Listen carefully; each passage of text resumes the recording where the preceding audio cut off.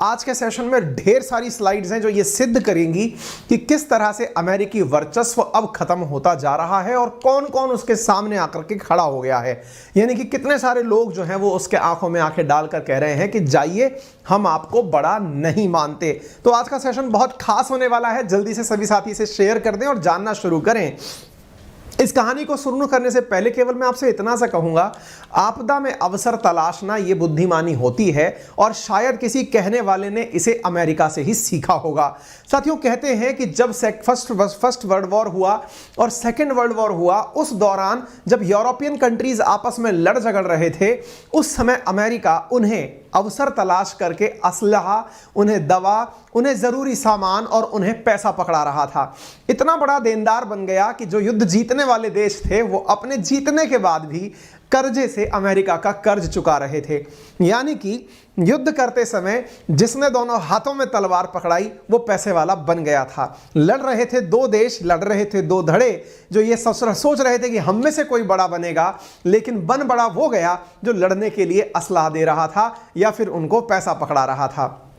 यही कारण निकला कि जब सेकेंड वर्ल्ड वॉर खत्म हुआ, उस समय दुनिया भर का तमाम पैसा, क्योंकि दुनिया भर के देशों से उसने अपनी तरफ खींच लिया था, अमेरिका सबसे सुप्रीम नेशन बनकर उभर आया।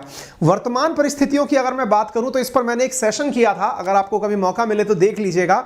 मिलियंस में लोग इसको देख चुके हैं कि क्यों अमेरिका दुनिया की महाशक्ति है। मैंने सैन्य आधार पर इसे समझाया था। मेरा आधार था समझाने का कि मैं आपको यह बताऊं कि किस तरह से कोई भी देश अगर महाशक्ति बनता है तो महाशक्ति बनने के लिए उसे ना केवल सांस्कृतिक रूप से बल्कि सैन्य आधार पर भी, आर्थिक आधार पर भी वर्चस्व सिद्ध करना होता है। इन आधार पर अमेरिका सैन्य पावर बनता हुआ चला गया। खैर कोई बात नहीं, लेकिन धीरे धीरे उसके वर्चस्व को चुनौती मिलने लगी। वर्चस्व को चुनौती मिलने लगी अर्थात अमेरिका को लोगों ने बड़ा मानना बंद कर दिया है। यह प्रमाण है आज मेरे पास के इस सेशन में। मैं इतने सारे आपको उदाहरण दूंगा कि किस किस आधार पर यह प्रूव होता है कि अमेरिका को लोग अब ताकतवर नहीं मान रहे। लेकिन हां, आपके मन में यह सवाल तो जरूर बनेगा पैरेलली कि अमेरिका बड़ा कैसे बना था। तो कहते हैं कि 1990 के अंदर जब सोवियत संघ का पतन हो गया, क्योंकि अल्टीमेटली अमेरिका की लड़ाई जो थी वो यूएसएसआर के साथ थी, उसे यूएसएसआर से बड़ा बनना था। और कहते हैं जब दो लाइनें बगल बगल में खिंच रही हो तो प्रयास यह होना चाहिए कि हमारी लाइन किस प्रकार से बड़ी बने। तो ऐसी स्थिति में अमेरिका ने ना केवल अपनी लाइन बड़ी करी बल्कि यूएसएसआर की लाइन काट दी और यूएसएसआर को 15 देशों के अंदर तोड़ दिया। यूएसएसआर 1991 के अंदर टूटकर एक रशिया नामक देश और बाकी अन्य छोटे छोटे देशों के साथ दुनिया में सरवाइव करने लग गया। अमेरिका की लाइन बहुत लंबी हो गई।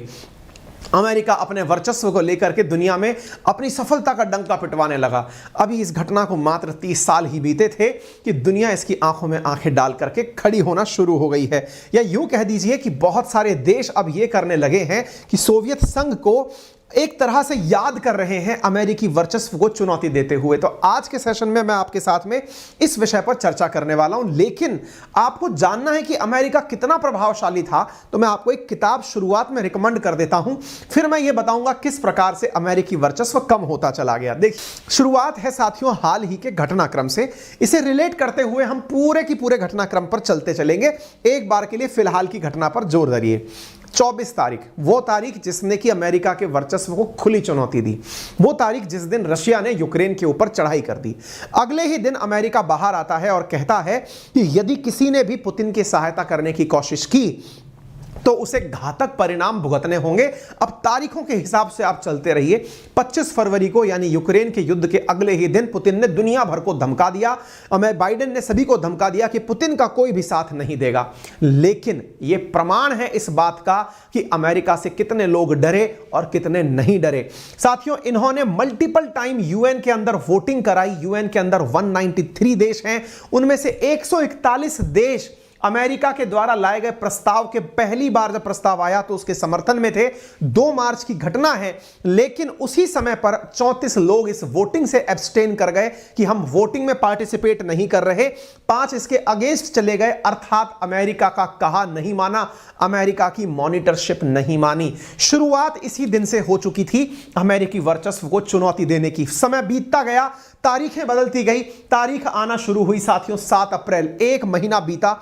आप जानकर आश्चर्य करेंगे, जहां 141 देश शुरुआती समय पर अमेरिका की धमकी के बाद साथ में खड़े थे, 1 महीने के अंदर अंदर लोगों को रशिया की बात समझ में आने लग गई, वोटिंग पैटर्न बदल गया। यूएन के अंदर अमेरिका के पक्ष में 93 देश रह गए, 193 देशों में से मात्र 93, 100 देश या तो वो एब्सटेन कर गए या फिर वो अगेंस्ट चले गए। आप 1 महीने के अंदर, केवल 1 महीने में पुतिन ने ये प्रूव कर दिया कि मैं अमेरिका से कितना बेहतर हूं। तारीखें फिर बदलती गई साथियों। हाल ही की तारीख में अगर हम बात करें, यानी कि कल के दिन फिर एक बार वोटिंग हुई। हालांकि इस बार की वोटिंग के अंदर रेफरेंडम की चर्चा की जानी थी, उस विषय पर चर्चा की जानी थी कि क्या उसने कब्जा जो किया है वो प्रूवन तरीके से सही है या नहीं है। तो भी इंडिया समेत कई देशों ने यहां पर एब्सटेन कर दिया, यानी कि अमेरिका को सीधा सीधा यूएन के अंदर नीचा दिखाने का प्रयास एकदम ये सारे देश खुलेआम कर रहे हैं। आप सोचिए, यहां पर मैं कुछ नमूने आपके सामने पेश करता हूं। यहां तक कि नेपाल जैसे देश को अमेरिका और अमेरिका के साथी वेस्टर्न कंट्रीज को लॉबी करके मनाना पड़ा। आप हालात देख सकते हैं कि नेपाल जहां एक बार जब 7 अप्रैल को वोटिंग में पार्टिसिपेट करने से इनकार कर दिया था, वहीं नेपाल को अपने पक्ष में वोट देने के लिए मनाया गया और उसके लिए भी अमेरिका को लॉबिंग करनी पड़ी। ऐसे देशों को जो कि अमेरिका से काफी बड़ी मात्रा में फंडिंग लेना चाहते हैं, अमेरिकी सहायता से आगे बढ़ना चाहते हैं, उन तक के लिए अमेरिकी एजेंसीज ने लॉबिंग करी। यह काठमांडू पोस्ट लिखता है, नेपाल का प्रमुख अखबार लिखता है। सोचकर देखिए, आप लोग इस बात से और अच्छे से कन्विंस हो जाएंगे। मैंने कुछ दिन पहले आपको बताया था कि पाकिस्तान के जो विदेश मंत्री हैं वो हाल ही में जर्मनी, अमेरिका, इन सब की यात्रा पर गए थे चंदा एकत्रित करने, बाढ़ राहत कार्य के लिए। चंदा भी ले लिए, लेकिन उसके बावजूद भी अमेरिका के पक्ष में वोट नहीं दिए। आप देख सकते हैं, मैंने आपको यह न्यूज पढ़ाई थी अक्टूबर 9 के दिन कि बिलावल भुट्टो पैसा लेकर के वोट देंगे, यानी कि बिक जाएंगे। इन्होंने भी वोटिंग में अमेरिका का समर्थन नहीं दिया। मैं पाकिस्तान का वोट आपको दिखा सकता हूं। पाकिस्तान वोटिंग से एब्सटेन कर गया। इसने कहा जो पापा जी करेंगे मैं वही करूंगा। इंडिया का ही हाल, इसने हाथ पकड़ा और कहा कि मैं इंडिया के साथ साथ अगर इंडिया एब्सटेन कर रहा है तो मैं भी एब्सटेन करूंगा। यानी कि पाकिस्तान तक इनसे नहीं खरीदा गया। इतना पैसा ये इसके ऊपर बर्बाद कर चुके हैं, लेकिन उसके बावजूद कुछ नहीं हुआ। India decline to disclose upcoming UN vote on, ये पाकिस्तान का अखबार लिखता है अपने मंत्रियों को समझाने के लिए कि अरे पैसा लेके बिक मत जाना। इंडिया वालों ने तो यूएन की वोटिंग के अंदर साफ साफ यह कह दिया कि हम बताएंगे ही नहीं कि हम किसको वोट देंगे। अमेरिका को उस तरह से भी दबाया गया। रशिया ने कहा कि अरे एक काम करिए कि आप ओपन वोटिंग मत होने दीजिए, क्योंकि अगर छुप के वोटिंग दिलवाएंगे ना तो अमेरिका का डर पता चल जाएगा। रशिया ने डिमांड क्या करी थी पता है? ये जो आप 143 वाली जो वोटिंग देख रहे हैं ना, 3 दिन पहले रशिया ने सबसे यह डिमांड करी कि अगर कोई गुप्त मतदान करवा ले, यानी किसी को यह ना पता चले कि इंडिया ने किसको दिया, पाकिस्तान ने किसको दिया, तो ये नंबर पूरी तरह उलट सकता है, क्योंकि अमेरिका का डर अब केवल दिखावा रह गया है। हालांकि इंडिया ने कहा अरे हम तो खुलेआम इस वोटिंग से एब्सटेन करेंगे, हम क्यों करें। हालांकि रशिया इसमें चाहता था कि अमेरिका और बुरी तरह पिटे, लेकिन कोई बात नहीं, इंडिया अपनी बात मनवाने में कामयाब हुआ और उसने वही किया जो करना था। पाकिस्तानियों को समझाया गया कि अरे देखो, इंडिया ने मना कर दिया है एक प्रकार से कि वो यूएन में किसको वोट देगा किसी को नहीं बताएगा। ऐसी स्थिति में पाकिस्तानियों को समझ में आया कि अरे कम से कम एब्सटेन तो कर जाओ, थोड़ी इज्जत रह जाएगी। आप देखिए, इंडिया को धमकाने के तमाम प्रयास। 6 अप्रैल 2022 की न्यूज है, India to face significant cost if align with Russia. ये अमेरिका ने हमको कब कहा? अमेरिका ने हमको कहा अप्रैल 2022 के अंदर कि इंडिया को परिणाम भुगतने पड़ सकते हैं अगर वो रशिया के समर्थन में गया। इंडिया ने कहा अच्छा कोई बात नहीं। यूक्रेन ने कहा हमसे यह कहा गया, कई तरह से हमारे ऊपर प्रेशर डाला गया। यूक्रेन के विदेश मंत्री बोलते हैं कि अगर इंडिया रशिया से तेल परचेज करता है तो यह असल में तेल नहीं अपितु यूक्रेनियंस का खून परचेज कर रहा है, क्योंकि आपके दिए पैसे से रशिया हमारे ऊपर आक्रमण करता है। इंडिया ने कहा अच्छा कोई बात नहीं। इंडिया सेकंड हाईएस्ट इंपोर्टर, यानी इंडिया अगर सबसे ज्यादा तेल इराक से मंगाता है तो सेकंड नंबर पर रशिया से मंगाता है। जहां हमको खुलेआम धमकी दी जा रही थी कि परिणाम भुगतने होंगे, इंडिया ने कहा देख लेंगे, परिणाम का कोई टेंशन नहीं है, हम सेकंड नंबर पर, सेकंड हाईएस्ट इंपोर्टर हो गए। क्रेमलिन यानी कि खुद रशिया जो है वो इस बात के बारे में अक्यूज करता है यूएस को कि वो दुनिया भर को ये कह रहा है कि रशिया को G20 से बाहर निकाल दो। ग्रुप ऑफ 20 नेशंस कहा जाता है, दुनिया के सबसे पैसे वाले देशों का संगठन G20, जिसकी अध्यक्षता इस समय इंडोनेशिया कर रहा है, आने वाले साल में इंडिया करेगा। मेरे प्यारे साथियों, रशिया को इन्होंने G8 से बाहर निकाल दिया था क्रीमिया के ऊपर कब्जा करने के ऊपर। 2014 में जब रशिया क्रीमिया को अपने पास में ले लिया था तो अमेरिका के प्रभुत्व वाले जो देश हुआ करते थे G8, उन्होंने रशिया को बाहर निकाल दिया। तब से 2014 से G7 एग्जिस्ट करता है। अमेरिका का प्रयास था कि इस जगह G20 से भी इस बार रशिया को बाहर निकाल दिया जाए। इंडोनेशिया पर प्रेशर डाला गया कि आप लोगों की अध्यक्षता को कारगर हम तभी होने देंगे जब आप रशिया को बाहर निकाल देंगे। इंडोनेशिया जैसा देश बोल दिया, सर सॉरी, हम रशिया को बाहर नहीं निकाल सकते। यूएस प्रेसिडेंट भले ही चाहते हो कि G20 से रशिया को बाहर निकाला जाए, इंडोनेशिया ने कहा कि सॉरी सर, हम जी जिनपिंग को भी इनवाइट करेंगे, हम पुतिन को भी इनवाइट करेंगे। आप इससे अंदाजा लगा सकते हैं कि जो टॉप 10 इकोनॉमीज में कंट्री नहीं है वो खुली आंखों में आंखें डालकर अमेरिका को बोल दे रहे हैं कि हम आपके कहने के अनुसार नहीं चलेंगे, हम पुतिन को इनवाइट करेंगे। ये हाल ही में यूएई के अंदर यूएई के एम्बेसडर थे, इंडोनेशिया के एम्बेसडर हैं, उनसे पूछा गया कि क्या आपके यहां पुतिन आएंगे? इन्होंने कहा पुतिन छोड़िए, हम जेलेंस्की को भी बुलाएंगे, अर्थात हमारे यहां पर सब आएंगे। इंडोनेशिया भारत के साथ उन देशों में शामिल है जो कि नाम यानी कि नॉन अलाइन मूवमेंट, गुट निरपेक्ष नीति का पालन करता रहा है। इनके यहां से सुकर्णो अपने नेहरू जी के साथ मिलवा करके इस कार्य को शुरू करवाए थे। तो कहने का अर्थ यह हुआ कि ये देशों ने मानने से इनकार कर दिया। मैं एक एक करके आपको इतने सारे उदाहरण दूंगा जिससे यह प्रूव हो जाएगा कि हां भाई अमेरिका को कोई इज्जत नहीं मिल रही है। After saying no to US on G20 issue, Indonesia ने तो एक लाइन और क्रॉस कर दी। और क्या कि बोले इंडोनेशिया ने ना केवल G20 के विषय पर अमेरिका को मना किया कि हम तुम्हारी नहीं सुनेंगे, बल्कि तेल भी खरीद लिया। कहां से खरीद लिया? रशिया से। और कहा कि हम तो रशिया से तेल भी परचेज करेंगे। ये आप खबर देख सकते हैं, तेल 2022 की खबर है कि उन्होंने कहा हम तेल भी परचेज करेंगे, सॉरी हम आपकी बात नहीं मानेंगे। मजेदार बात, चलिए फिर भी ठीक है, इंडोनेशिया दुनिया में कम से कम उन देशों में तो शामिल है जहां दुनिया की हाईएस्ट पॉपुलेशन मुस्लिम्स की रहती हो, जहां दुनिया का बहुत बड़ा मात्रा में पाम ऑयल उत्पादित होता हो, कुछ तो उसकी सिग्निफिकेंट वैल्यू है। हम बात करें अफ्रीका की, अफ्रीका के हालात तो इतने बुरे हैं कि वहां पर पूरी तरह से वो सहायता पर ही आधारित मैक्सिमम देश हैं, एक आध को छोड़ दिया जाए तो, इजिप्ट, साउथ अफ्रीका जैसे देशों को छोड़ दिया जाए तो। जनाब बात यह है कि अफ्रीकी तक देशों ने अमेरिका को चेतावनी दे डाली, क्या कि भाई साहब हमारे ऊपर प्रेशर मत डालना कि हम रशिया को कंडेम वंडेम करें। आप देखिए western allies pressure African countries to condemn Russia. विदेश पश्चिमी ताकतों ने अफ्रीका से कहा कि आप इस समय जाइए और रशिया को भला बुरा कहिए। वेस्टर्न अफ्रीकी देशों ने क्या कहा उसका उदाहरण आप यहां देख सकते हैं। युगांडा के मुसेवेनी नामक एक व्यक्ति हैं, उन्होंने कहा कि यदि किसी ने रशिया के ऊपर कोई एक्शन लेने की कोशिश की तो समझना उनका यह कार्य अफ्रीका के खिलाफ कहा जाएगा, यानी an attack on Russia is an attack on Africa. यह हाल ही में किसने कहा? युगांडा के एक चीफ ने कहा। इसका मतलब यह है कि अफ्रीकी तक देश यह कह रहे हैं कि अमेरिका का वर्चस्व हमें नहीं चाहिए। और दिखाते हैं आपको बहुत सारे उदाहरण। न्यूयॉर्क टाइम्स की छपी खबर है जिसके अंदर लिखा है कि यूएस डिप्लोमेट ने अफ्रीकन कंट्रीज को धमकाया कि आप रशिया से ग्रेन और फर्टिलाइजर के अलावा कुछ भी परचेज नहीं करेंगे। अगस्त 5 की खबर है।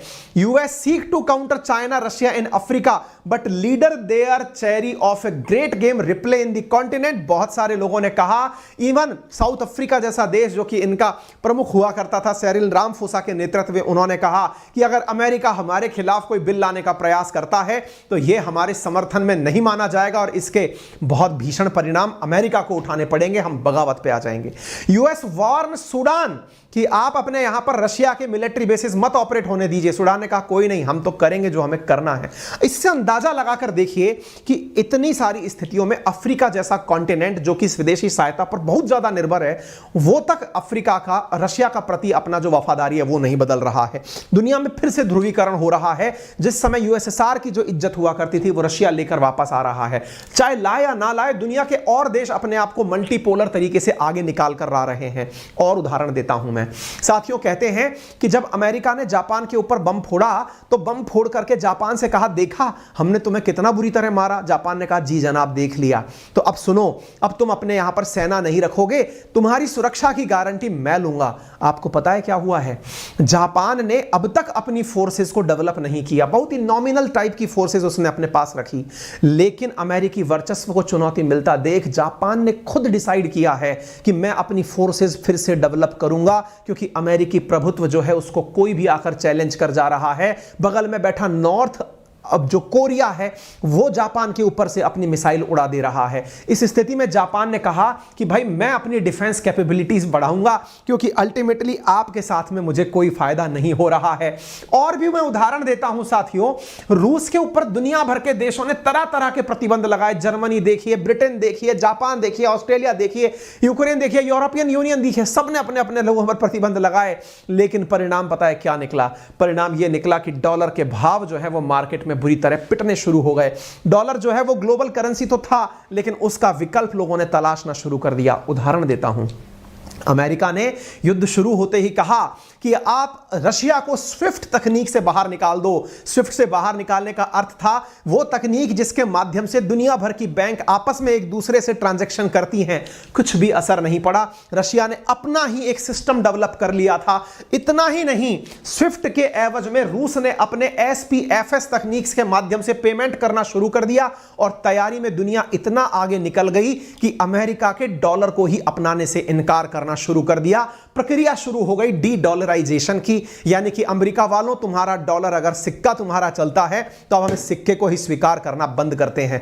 बहुत से देश, आपके सामने एक लिस्ट साझा कर रहा हूं, Australia, Brazil, China, European Union, India, Iran, Japan, Saudi Arabia, Turkey, इन सब देशों ने अपने अपने लेवल पर डॉलर का विकल्प अंतरराष्ट्रीय बाजार में उपयोग करना शुरू कर दिया। यानी एक प्रकार से यह दर्शाता है कि जिस ब्रेटन वुड्स सम्मेलन के अंदर बैठ करके अमेरिका ने दुनिया से कहा कि गोल्ड के स्थान पर डॉलर को जगह दी जाए क्योंकि हम दुनिया के सबसे ताकतवर देश हैं, तब से दुनिया की करेंसी के रूप में डॉलर चलने लगा। अब उस डॉलर को डी डॉलराइजेशन की प्रक्रिया का सामना करना पड़ रहा है। दुनिया डॉलर को अपनी आवश्यकता से बाहर निकाल रही है। और सोचकर देखिए साथियों, एक समय था जब कहा जाता था कि पैसिफिक ओशियन के अगर किसी को पश्चिम में जाना है तो आसियान अमेरिका का दूसरा घर है। यानी साउथ ईस्ट एशियन नेशंस जो हैं, उन्हें एक प्रकार से यह माना जाता था कि अमेरिका का वर्चस्व इनके ऊपर जबरदस्त है।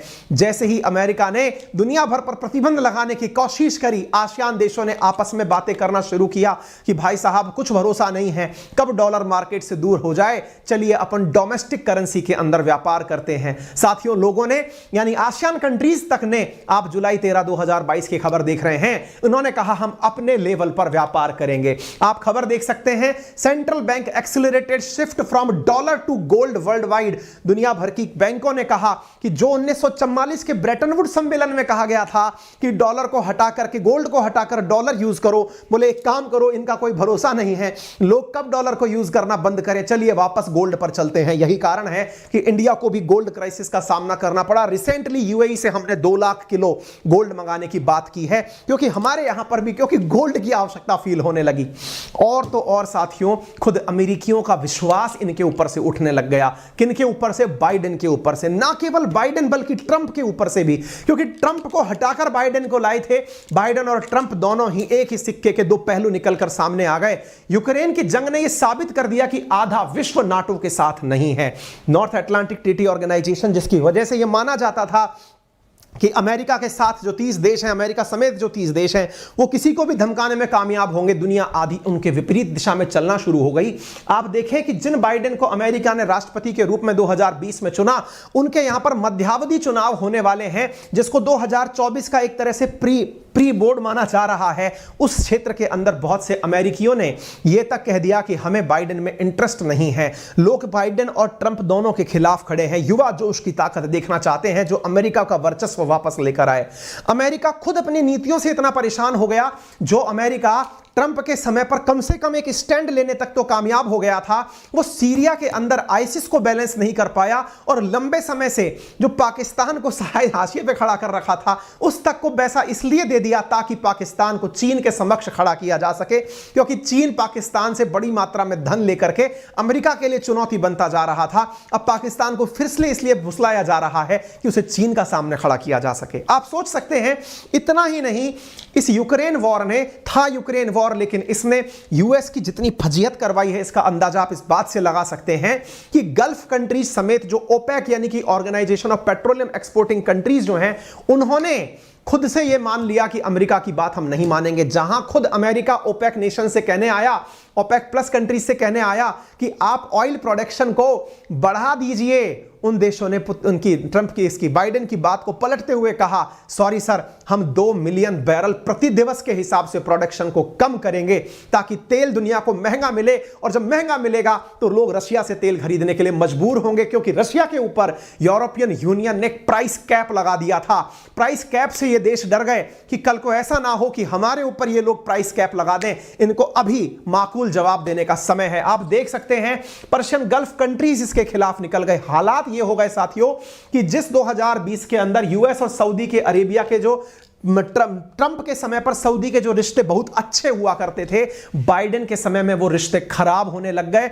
ओपेक ने बाइडेन से कहा कि यदि आप ज्यादा तेल चाहते हैं तो खुद से निकाल लीजिए, हम नहीं निकालेंगे। हालात आप इस तरह से देख सकते हैं कि बाइडेन ने जहां पर सऊदी के क्राउन प्रिंस से कहा था कि आप तेल निकालिए क्योंकि दुनिया को तेल की जरूरत है, रशिया से हम तेल नहीं खरीदने देना चाहते, सऊदी प्रिंस ने साफ इनकार कर दिया था। हालत यह हुई कि अमेरिका को दुनिया में तेल की बहाली रखने के लिए अपने यहां से जो इमरजेंसी तेल के भंडार थे उनमें से तेल निकाल कर दुनिया को देना पड़ा। यही कारण है कि अमेरिका में इस समय जो रिजर्व ऑयल है इमरजेंसी का, वो 1984 के स्तर से भी नीचे चला गया है।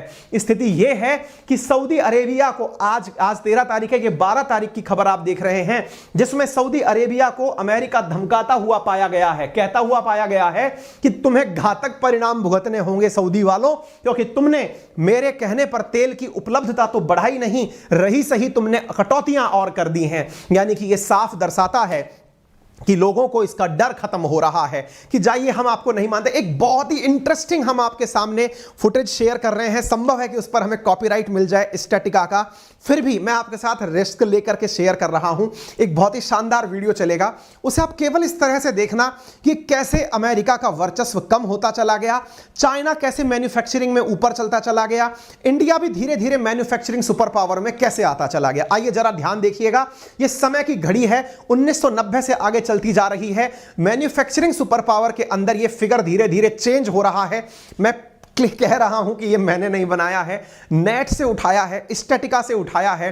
हो सकता है वो कॉपीराइट मार दें, हम पहले ही सॉरी बोल रहे हैं अगर वो सुनते हो हमें, लेकिन हमें अच्छा मिला भैया, हमने चिपका दिया है, ठीक है। हम पहले ही बोल रहे हैं हम कॉपीराइट का वायलेशन कर रहे हैं, फिर भी अगर भुगतेंगे भैया कुछ आएगा क्लेम व्लेम तो सॉरी सारी बोलेंगे। फिलहाल देख लीजिएगा आप कैसे, आप यहां पर देख सकते हैं इंडिया जो है वो 2006 तक कहीं नहीं था, 2006 के बाद एंट्री होना शुरू होता है टॉप 10 मैन्युफैक्चरिंग पावर में और धीरे धीरे चढ़ना शुरू। आप ईयर देखते चलिए, 10 से आप 12 की तरफ आ रहे हैं। आप यहां पर देख सकते हैं कि इंडिया कैसे कैसे धीरे धीरे ऊपर की तरफ खिंचता चला आ रहा है।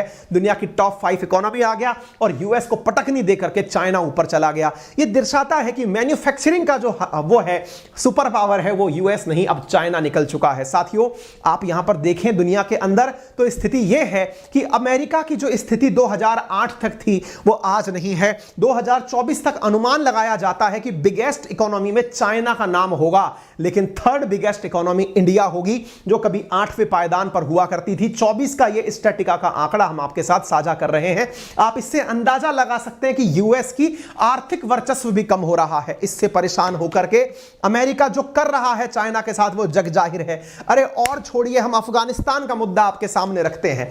अमेरिका अफगानिस्तान के अंदर भी स्थितियां नॉर्मल नहीं कर पाया, 20 साल तक वो यहां पर कुछ करता रहा। फाइनली 2021 के अगस्त में उसे यहां से छोड़कर भागना पड़ा। अमेरिका को 20 साल बाद भी अफगानिस्तान में शांति स्थापित ना होने पर निकलना पड़ा। अफगानिस्तान को यूएस ट्रूप्स को छोड़ना पड़ा और खुद यूएन ने इस बात को स्वीकार किया कि यह ग्रेटेस्ट ह्यूमैनिटेरियन क्राइसिस है। अमेरिका की मिलिट्री ने इसे खुद एडमिट किया है वर्ष 2021 सितंबर में, जब इन्होंने छोड़ दिया इस देश को तब एक्सेप्ट किया है कि यह हमारा स्ट्रेटेजिक फेलियर था कि हम अफगानिस्तान में शांति नहीं ला पाए। आप इस बात से जरा हैरान भी हो सकते हैं कि अफगानिस्तान में जब से अमेरिका बाहर निकला है आपको इतने आतंकी ब्लास्ट और इतनी घटनाएं सुनने को नहीं मिलती हैं। तालिबान भले ही पैसे के बिना खड़ा हो लेकिन फिर भी वो कॉन्फिडेंस के साथ खड़ा हुआ है। वहां पर फिर भी तुलनात्मक रूप से अमेरिकियों के जाने के बाद ज्यादा शांति है। यह हालांकि वेस्टर्न मीडिया इसको छापता नहीं है।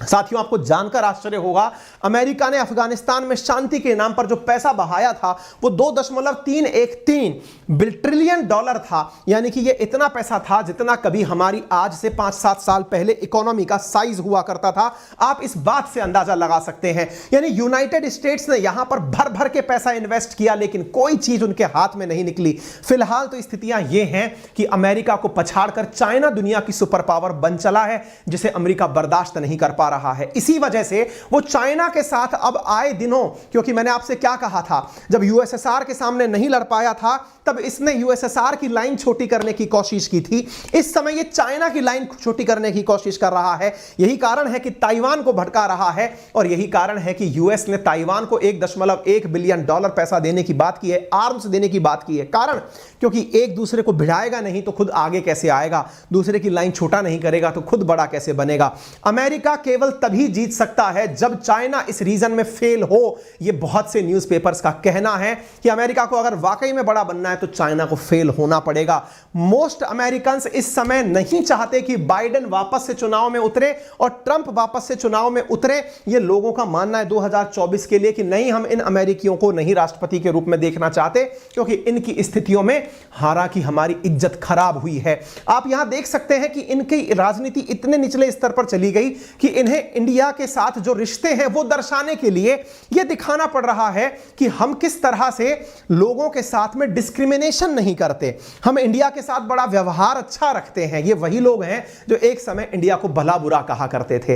ये दिखाते हैं कि नहीं, हमारे इंडिया के साथ बहुत अच्छे व्यवहार हैं, इतने अच्छे व्यवहार हैं कि हमारे दुश्मन को F-16 ये लोग देते हैं और उसकी मरम्मत के लिए पैसा अलग से देते हैं। हालात ये है कि यहां के युवा अब बाइडेन और ट्रंप के खिलाफ जाकर काम करना चाहते हैं। बोले नहीं चाहिए तुम्हें, क्योंकि तुम लोग ना तो महंगाई को रोक पाए, ना कोरोना का प्रबंधन कर पाए, ना महंगाई के साथ साथ ईंधन की महंगाई को रोक पाए। ट्रंप की बात तो ऐसी है कि यह नस्लवाद फैलाने वाला आदमी था, और जाते जाते जब यह सत्ता से जा रहा था तो व्हाइट हाउस से दस्तावेज चुरा कर ले गया। यह वो आदमी है जो कहता है कि हम सबसे पुराने लोकतंत्र के राष्ट्रपति हैं। ऐसा होता है लोकतंत्र जहां पर चुनाव हारने के ऊपर कैपिटल हिल जैसी हिंसा हो जाती है। यह होता है लोकतंत्र जहां आम सड़कों पर श्वेत अश्वेतों को मार देते हैं। यह लोकतंत्र है। इस बात के ऊपर इनकी छवि बहुत बिगड़ी है, अमेरिका की भर भर के किरकिरी हुई है। उम्मीद है कि आपको इन चीजों से यह तो पता चल रहा होगा कि इस समय अमेरिकी वर्चस्व किस प्रकार से चैलेंज किया जा रहा है। उम्मीदें की जा रही हैं कि अब इनकी जगह किसी नए चेहरे को जगह दी जा सकती है। खैर, जो भी होगा, फिलहाल के लिए इतना ही। जानकारी आपको कैसी लगी ये कमेंट बॉक्स में हमें जरूर बताइएगा।